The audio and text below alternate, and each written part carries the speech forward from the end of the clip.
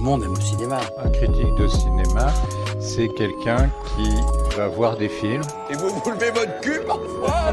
Non, c'est un confort fabuleux, le cinéma. Ah c'est bien, répète-le, j'aime bien. Bonjour et bienvenue dans AVC, le podcast totalement vénère en matière de cinéma qui va vous faire avoir un accident vasculaire cinématographique. Aujourd'hui, nouvelle émission thématique dont on va vous parler dans quelques instants. Mais déjà, comment ça va Nathan? Comment ça va aujourd'hui? Bah ça va très bien, je suis très content d'être là. On va parler de 3 super films qu'on va vous introduire tout à l'heure, donc je suis ravi. Ok, Bleu, comment ça va aujourd'hui? Et bah ça va super, ça va toujours. La vérité? Un peu fatigué. On a aussi Gaston ce soir. Et bah écoutez, j'ai passé une vraiment super journée, surtout qu'on enregistre vraiment les émissions pas du tout en même temps. Et donc du coup, il y a vraiment ce confort quoi. Mathéo? Bah écoute, moi ça va, je suis pas trop fatigué comparé au reste parce que j'ai pas besoin de beaucoup dormir, mais tranquille, de toute façon, on va parler de films très intéressants dans cette émission, donc je suis content. Bah vas-y Mathéo, présente-nous un peu les films du jour du coup sur cette thématique du déclin du rêve américain. Donc pour cette émission, on a choisi un triptyque sur le thème du rêve américain. Pour commencer, on va travailler sur American History X de Tony Kaye, sorti en 1998 avec Edward Norton et Edward Furlong. C'est un film qui traite du racisme aux États-Unis sur le parcours et la rédemption de Derek Vinyard, qui est un suprémaciste blanc. Ensuite, on va travailler sur American Beauty de Sam Mendes, sorti en 1998 avec Kevin Spacey. Les Burman sont une famille parfaite en apparence, mais seulement en apparence. En effet, la famille est emplie de frustration et d'interdits. Quand le père, Lester, est irrésistiblement attiré par une amie de sa fille, l'équilibre précaire se rompt. Le dernier film que va traiter l'émission est American Psycho de Mary Harron, sorti en 2000 avec Christian Bale et William Dafoe. Au cœur des années Reagan, un trader, Patrick Bateman, est un produit de la réussite américaine. Il est tiraillé entre ses pulsions et sa volonté maladive de se fondre dans le moule de son entourage. Parfait, bien Gaston, c'est toi qui avais choisi ces 3 films pour le thème. Est-ce que tu veux nous expliquer pourquoi ces films-là, qu'est-ce qu'ils t'évoquent et pourquoi le déclin du rêve américain? Alors, à un moment, on a cherché donc des thèmes pour les émissions, et moi j'ai réfléchi, et il y a quelque chose qui m'a frappé, c'est cette série de films donc sortis entre 1998 pour American History X, 1999 pour American Beauty et 2000 pour American Psycho. Et en fait, ce qui m'a vraiment marqué, c'est que donc c'est sur une période de 3 ans, même peut-être un peu moins, j'imagine, 3 films qui donc comportent le mot American dans leur titre. Donc ça m'a paru assez intéressant. Et qui abordent chacun le rêve américain, ou en tout cas une certaine dégénérescence du rêve américain. On nous présente des personnages qui auraient peut-être tout pour vivre heureux et tout pour réussir leur vie aux États-Unis. Et finalement, il y a quelque chose qui se grippe dans la machine. Dans American History X, c'est une famille de classe moyenne, avec un père donc pompier, qui a l'air de vivre plutôt bien. Ensuite, dans American Beauty, il y a ce père américain qui habite en banlieue, qui est plutôt aisé, on imagine au départ, avec sa femme qui travaille dans l'immobilier. Dans American Psycho, on nous présente pour le coup vraiment un gagnant de la mondialisation, quelqu'un qui est trader, qui est vraiment très riche et qui vraiment a accès à tout ce que peut offrir l'Amérique. Et pourtant, dans ces 3 films, le mécanisme se grippe et on nous présente du coup le cauchemar américain. C'est plus du tout le rêve américain, ces films-là, c'est le cauchemar américain. C'est comment l'American Way of Life a dégénéré en quelque chose qui apparaît absolument terrifiant, en fait. Après réflexion, je trouve que ces 3 films ont beaucoup de similitudes qu'on retrouve dans leur titre, comme Gaston l'a dit. Mais je pense qu'en fait, c'est quand même assez compliqué de les lier les 3 ensemble. Et je pense que le sujet qui, justement, pourrait réussir cet exploit, ce serait la violence. En fait, je trouve que les 3 prennent à peu près le même thème, mais en les traitant de 3 manières complètement différentes. Dans American Beauty, on a beauté et poésie qui se mélangent avec une forme d'absurdité presque amusienne. Chez Mary Harron, au contraire, c'est une absurdité complètement revendiquée, où en fait on voit que rien ne tient, que c'est purement débile, comme justement tout ce fantasme que potentiellement Patrick se fait sur toute l'histoire. Mary Harron, rappelle, Mary Harron, c'est la réalisatrice d'American Psycho, justement. Et puis après, finalement, dans American History X, en fait, c'est beaucoup plus terre à terre. C'est un film qui se veut très réaliste parce que justement, il traite d'un sujet qui est ô combien important dans la société, justement, à ce moment-là. Et je sais pas si je suis totalement d'accord avec toi sur ce point-là, parce que dans American Psycho, en fait, je j'ai pas l'impression qu'on dépeigne tant, enfin, qu'on dépeigne vraiment la fin du rêve américain, mais plutôt qu'on voit cette fin à travers en fait un schéma qui aujourd'hui ne colle plus du tout à celui qu'on pouvait imaginer initialement quand on pensait à l'Amérique et à ce rêve-là. Ouais. Mais il n'y a pas vraiment le rêve dépeint directement, c'est juste qu'en fait on peint pour moi des... moi si. je pense que si, clairement. American Psycho, ça parle justement de la génération des Golden Boys, qui sont justement ces jeunes cadres qui en fait réussissent leur vie à 30 ans, c'est-à-dire à être vice-président de leur entreprise, à se payer des beaux costumes et à aller bouffer dans des restaurants hors de prix. Et c'était ça une vision du rêve américain. Et en fait, American Psycho prend le pari de montrer ça d'une manière qui est tellement exagéré qu'en fait en regardant on dit mais c'est trop, c'est pas possible en fait. C'est une satire du rêve Exactement. américain qui vient en fait dépeindre ce qui est censé être l'absolu de ce rêve-là. C'est-à-dire que chaque petit Américain qui commencerait ce rêve a pour objectif d'arriver à ce stade à ce stade de l'avoir, parce que c'est comme disait Nathan tout à l'heure, c'est de l'avoir absolu dans American Psycho, et il prend le pari de le dépeindre tellement d'une manière enjoliver un maximum dans un cadre absolument terrible, le cadre d'American Psycho, qu'il en fait une satire. I live in the American Gardens building on West 81st Street, on the 11th floor. My name is Patrick Bateman. I'm 27 years old. I believe in taking care of myself, in a balanced diet and a rigorous exercise routine. In the morning, if my face is a little puffy, I'll put on an ice pack while doing my stomach crunches. I can do 1,000 now.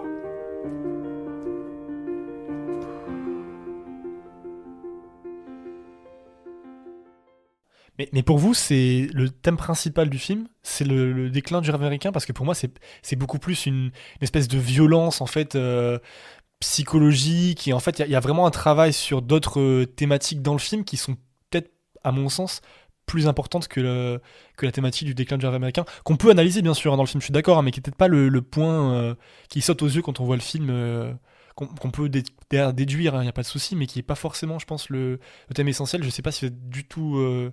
Enfin, vous êtes complètement en désaccord ou pas, mais Gaston, qu'est-ce que tu voulais J'ai l'impression que American Psycho, c'est la mise en image d'une violence symbolique.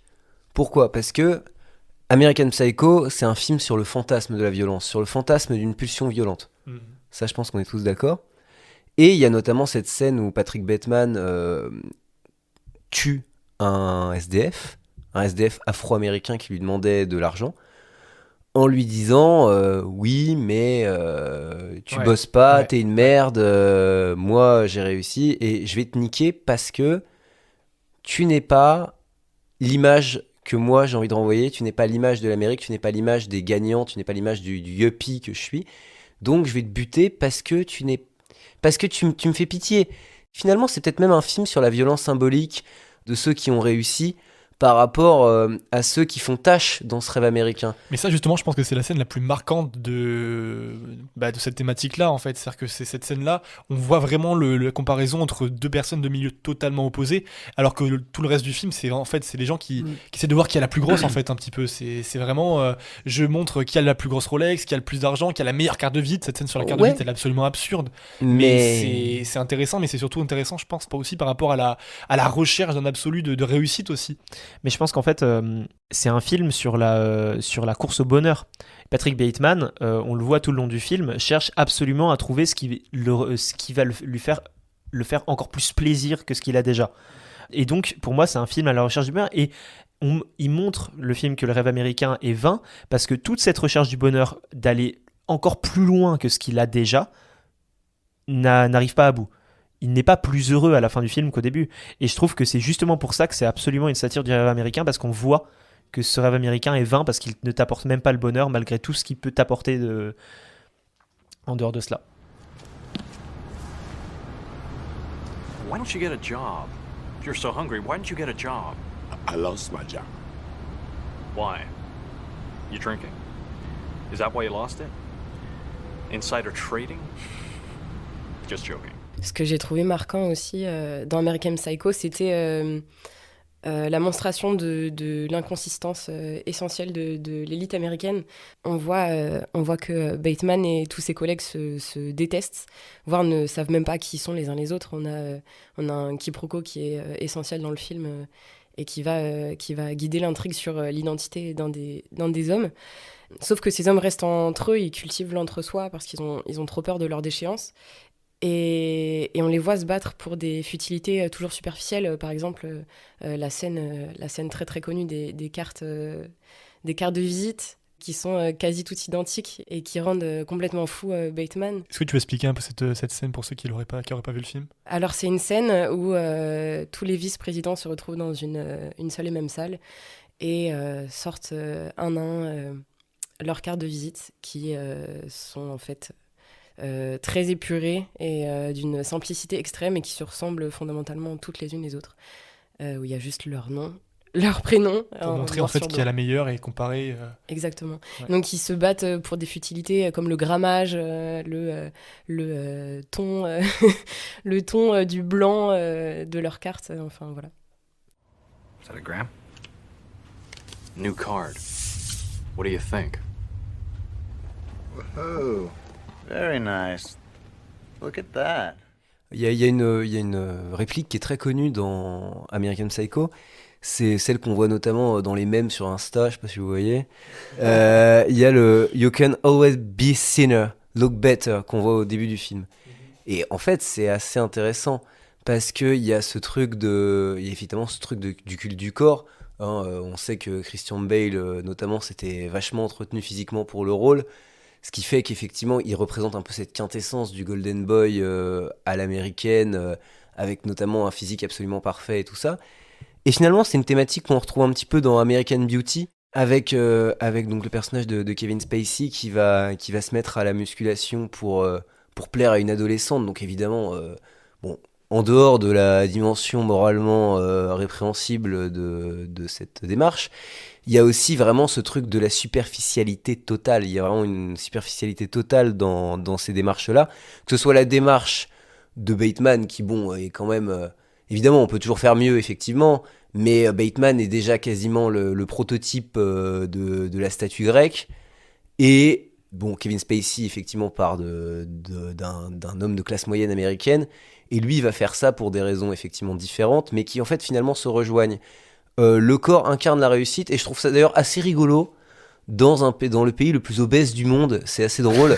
Et en fait, finalement, c'est aussi quelque chose qui dit quelque chose de cette dégénérescence du rêve américain, où justement le culte du corps poussé à l'extrême, non seulement n'affecte pas tout le monde, n'affecte uniquement que ceux qui veulent se voir en gagnant, et en plus apparaît complètement disproportionné par rapport au fait que la plupart des gens sont en mauvaise santé, en fait. Et justement, Bateman aura ce mépris, pour revenir à American Psycho, Bateman aura ce mépris pour les gens qui ne seront pas physiquement entraînés, pour ces gens qui seront laids selon ses critères. Donc voilà, quoi. Justement, c'était le lien que tu faisais avec American Beauty par rapport à American Psycho, je le trouvais plutôt intéressant. Notamment, on peut les rapprocher, en plus du culte du corps et de l'utilisation du corps visuellement parlant dans le film, il y a cette futilité du rêve américain dont je parlais dans American Psycho. On retrouve à peu près la même chose dans American Beauty, et c'est notamment toute la trame du début du film. C'est que en fait, Kevin Spacey, il n'est pas heureux malgré le fait que dans les standards américains et ce qui est montré dans toute une partie des films des années 80, qui sont un peu ce triptyque est un peu une réponse à tous les films qui glorifient toute cette partie le Golden Age des années 80, des années Reagan, etc.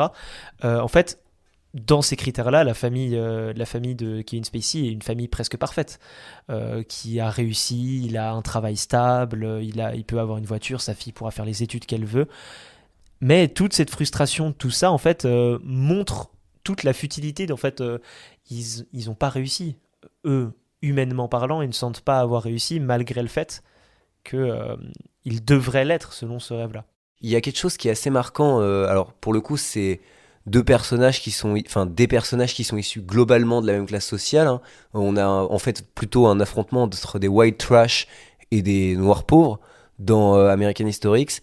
Et c'est un affrontement qui se fait en plusieurs temps, chronologiquement. Dans le film, ça se fait en plusieurs temps, avec une montée en gamme des affrontements, avec notamment l'affrontement symbolique qui, à mon avis, est le plus éclairant du film, c'est le match de basketball. Le basketball, c'est un sport éminemment américain, inventé aux États-Unis, avec la NBA, tout ça. Nathan en parlera mieux que moi. Et c'est un film éminemment américain, et finalement, donc c'est un sport qui est quand même associé aux Afro-Américains aux États-Unis, notamment avec Michael Jordan, avec les nombreux joueurs afro-américains qui ont été très bons en NBA et tout ça. Mais c'est aussi un sport un peu comme on peut le voir en boxe, où à la suite de la conquête du premier titre de champion du monde poids lourd par un boxeur noir, il y a eu un truc aux États-Unis qui était The Great White Hope. On appelait le grand espoir blanc, celui qui allait reprendre le titre de champion de boxe au noir. Et en fait, finalement, on retrouve un peu ça dans cette scène donc, d'American History X, où Edward Norton, qui apparaît très très bon au basket, va aller défier donc les Afro-Américains sur leur propre terrain de basket, le terrain qu'ils occupent, pour leur dire « On vous a laissé ça, maintenant c'est fini ». Et en fait, finalement, ce film, et cette scène notamment, emblématise par ce match les conflits raciaux aux États-Unis, puisque en réalité, il y a cette haine mutuelle entre les deux camps qui va se résoudre d'abord pacifiquement, mais en réalité, le match de basket a une grande tension, c'est un match très violent, qui va aboutir en fait à l'expulsion de l'un ou l'autre camp du terrain, c'est-à-dire une reconquête finalement. Et c'est le sport personnifie une guerre ici. Hein. Hey! I got a bet. I come in this game right now. Same score, but we play black guys against the white guys. Oh, shit. Name your price, Cracker. No money for these courts. And not just today, for good. If you win, we will walk away. But if we win, no bitching, no fighting. Right here in front of everybody, you pack up your shit and get your black asses out of here. Mais ce que je trouve intéressant, c'est qu'en fait, à mon sens, American History X ne prend jamais vraiment parti. Le réalisateur reste un peu en dehors et du coup dépeint en fait ses actions, ses pensées, ses idéologies, notamment dans la scène de repas à table au début où on a, c'est au début, je sais plus si c'est au début ou au premier tiers du film à mon avis, où on a ces personnages qui débattent et qui arrivent sur une scène, sur une montée de tension et de colère très importante. Et en fait, on dépeint, on présente tous les différentes opinions politiques et qui sont complètement opposées, parce qu'on voit vraiment la division entre démocrates et républicains dans le pays.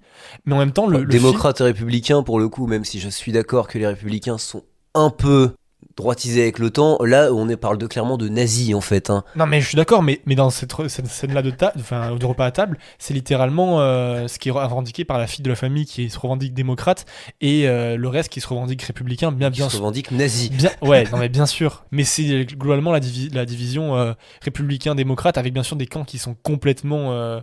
il y a des parties bien sûr beaucoup plus extrêmes dedans. Mais ce qui est intéressant, honnêtement, je pense vraiment que le film ne prend pas directement parti.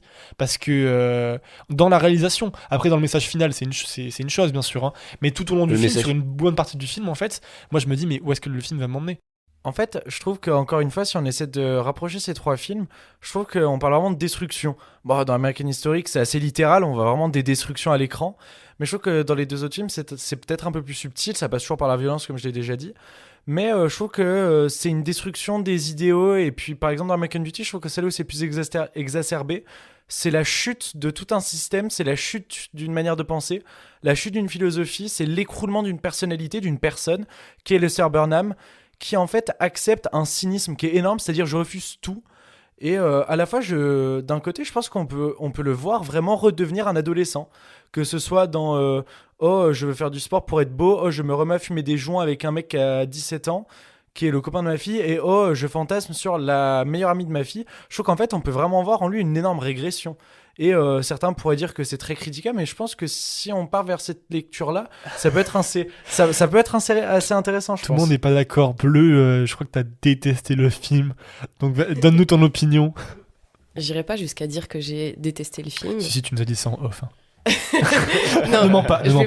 Oui, mais je vais pas avoir la prétention d'être aussi virulente. Je dirais pas que j'ai détesté le film. Je dirais qu'il y a un certain nombre de points qui m'ont paru très problématiques. On parle de American Beauty. Hein, oui, on parle toujours d'American Beauty. Notamment la monstration du fantasme pédophile qui va être finalement assouvi et puis qui passe par l'hypersexualisation d'une enfant qui est totalement normalisée. Quand le père et la meilleure amie de sa fille commencent à coucher ensemble, on a une scène avec une musique romantique derrière. On a une scène qui est mise en scène pour faire en sorte qu'on voit un couple et qu'on voit une déclaration d'amour. Et pour moi, ça me semble très problématique. Et je considère que dans la mise en scène, il y aurait pu avoir des efforts qui soient centrés plus sur une vision de ce rapport très malsain entre les deux personnages. I thought you said I was beautiful. You are beautiful. You are so beautiful. And I would be a very lucky man. Moi, pour moi, le film ne normalise pas l'hypersexualisation, même si je suis d'accord qu'il est ambigu dans son esthétique. Parce que forcément, effectivement, mais ça, c'est le problème. C'est d'ailleurs le problème des 3 films en réalité. Les 3 films ont pu être accusés à divers degrés d'ambiguïté du fait d'une certaine complaisance dans leur manière de filmer. American Historics, que je n'avais pas vu, je pensais que c'était celui qui était le plus ambigu. En fait, c'est le moins, puisque les scènes de violence néo-nazie sont vraiment très nuancées par le reste du film, ce qui fait que tout ce qui est culte, tout ce qui est esthétisation du délire skinhead et tout ça est tout de suite et toujours nuancé et contrebalancé. Là où American Psycho et American Beauty sont en réalité, de toute façon, étant donné que le nazisme c'est le mal ultime, donc on aura tendance à toujours prendre beaucoup de pincettes. Là, sur des mots plus subtils, comme on peut le voir dans American Psycho et American Beauty, la nuanciation va se faire de manière beaucoup plus difficile. Et en fait, effectivement, on peut avoir l'impression que American Beauty et American Psycho célèbrent ce qu'ils dénoncent. Hein, on le voit notamment, je parlais des mèmes d'American Psycho tout à l'heure, on voit notamment que le film peut tout à fait être récupéré, alors ça va être souvent de manière parodique, pour faire passer le message inverse à celui qui fait passer. Et on est sur la même chose avec American Beauty, avec cette mise en valeur effectivement d'une très jeune fille, même si effectivement ça finit par être désamorcé dans le film, assez tard quand même, il faut l'avouer. Ce qui fait qu'effectivement, on va peut-être se retrouver dans une situation où ça va être difficile parce qu'effectivement, comme je le disais, je ne vais pas me répéter, les films tendent à célébrer ce qu'ils voulaient dénoncer. Mais est-ce que dans un seul des 3 films, on a vraiment une possibilité, en tout cas une ouverture vers un rêve américain American Historics. Je trouve que American Historics c'est celui qui donne le plus d'espoir parce que les trois en fait viennent tellement détruire le rêve américain qu'en fait on a l'impression qu'il y a rien qui est vraiment à prendre à l'intérieur, parce que ce soit American Beauty qui justement toutes les alternatives semblent soit vouées à un échec, soit portées sur des rêves, et American Psycho qui lui dépeint totalement tout comme une espèce de futilité absolue. Il y a presque aucune rédemption qui est possible dans les 3 films. Sorry I'm late. No, that's quite all right, dear. Your father and I were just discussing his day at work. Why don't you tell our daughter about it, honey? Janie, today I quit my job. And then I told my boss to go fuck himself, and then I blackmailed him for almost $60,000. Pass the asparagus. Your father seems to think this kind of behavior is something to be proud of. And your mother seems to prefer that I go through life like a fucking prisoner while she keeps my dick in a mason jar under the sink. Du coup, j'aimerais conclure cette émission sur la très belle réplique de fin d'American Beauty, qui est dite par Lester Burnham en voix off. Bien sûr, je pourrais être aigri de ce qui m'est arrivé, mais c'est inutile. Il y a tant de beauté dans le monde. Parfois, j'ai l'impression qu'elle me submerge, de partout, en même temps, mais c'en est trop. Mon cœur se remplit comme un ballon, prêt à exploser. Et là, je comprends qu'il faut que je lâche prise, que j'arrête d'essayer sans cesse de m'y raccrocher. Et ça glisse sur moi comme de la pluie. Je ne peux plus rien éprouver d'autre que de la gratitude pour chaque instant de mon insignifiante petite vie. Vous ne comprenez pas ce que je suis en train de vous dire, n'est-ce pas ? Ne vous en faites pas. Un jour, vous comprendrez. Écoutez, j'espère que tout le monde a passé une bonne émission. Qu'est-ce que vous en avez pensé de ce thème américain, Gaston ? Je te vois tout sourire. Moi, j'ai beaucoup aimé ce thème américain, d'autant que je ne suis pas le dernier à aimer aller au McDonald's. D'accord. Celui de Cordelier. Moi j'ai trouvé ça plutôt intéressant, c'était un thème vachement édifiant, notamment parler de films déjà anciens sur lesquels on peut plus s'épancher, plus faire des analyses plus complètes, je trouve ça très intéressant. Ben on refera ça éventuellement, on va voir sur les prochaines semaines. En tout cas la semaine prochaine on vous parlera de films à l'affiche. J'ai plus en tête ce qui sort. Je crois qu'on va vous parler de Fumer fait tousser, il me semble, la semaine prochaine notamment. Exactement. Du nouveau film de Lucas Guadagnino, Bones and Earl, et de d'autres un autre film aussi également. Saint-Omer, je pense. d'Alice Diop. Voilà. Donc si l'épisode vous a plu, n'hésitez pas à liker, liker sur à vous abonner au podcast sur votre plateforme, à noter l'émission, mettre 5 étoiles si ça vous a plu. Ça permet de nous référencer, ça nous fait ça nous fait très plaisir. Et voilà, puis vous pouvez nous suivre également sur Instagram, sur TikTok. Et puis on vous dit à la semaine prochaine. Et puis surtout, n'oubliez pas de voir des films pour ne pas avoir d'accident vasculaire cinématographique. Didn't finish? How did you get that